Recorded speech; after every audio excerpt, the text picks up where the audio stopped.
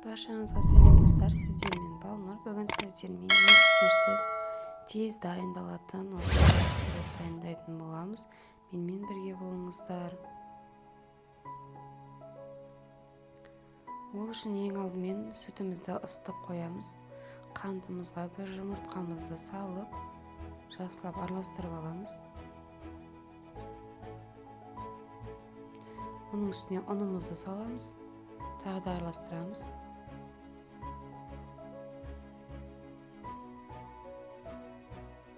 Кішкене жылыған сүтімізді құямыз, араластырып отқа қоятын боламыз.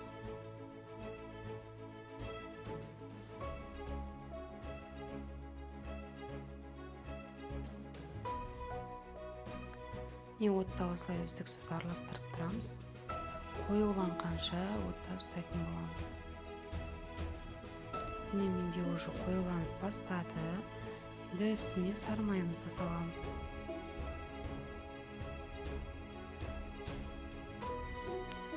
Жақсылап сары май ергенше араластырып, басқа ыдысымызға құйып, салқын жерге қойып қоямыз.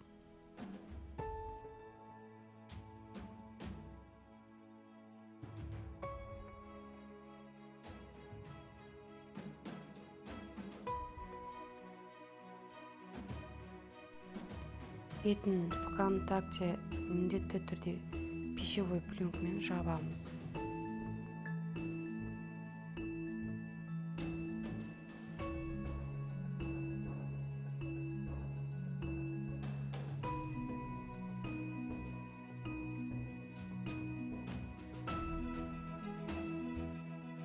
Енді қамырын дайындайтын боламыз.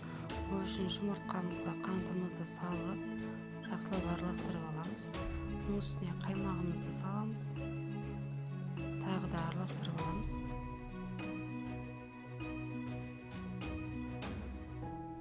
Оның үстіне сұйық майымызды құямыз, тағы да жақсылап араластырып аламыз. Ұнымызға мен разрыхитель салып қойғанмын. Аз мөлшерден сала отырып, қамырымызды дайындаймыз. Пешті 180 градуста қыздырып қойдым. Мен 22-лік формада пісіретін боламын.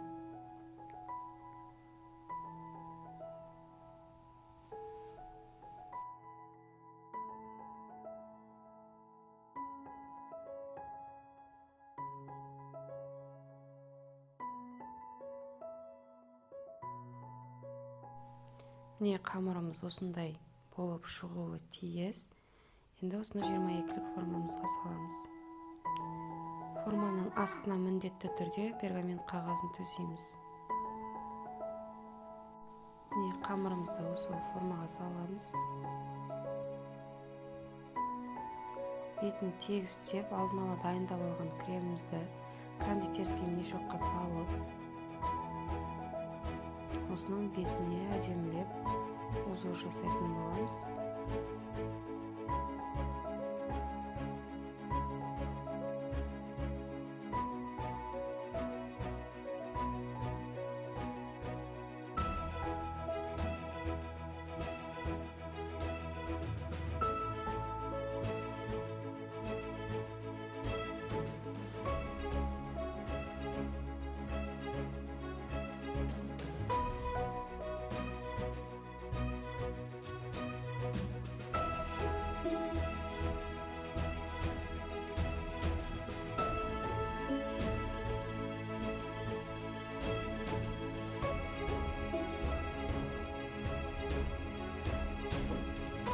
Осылай бетін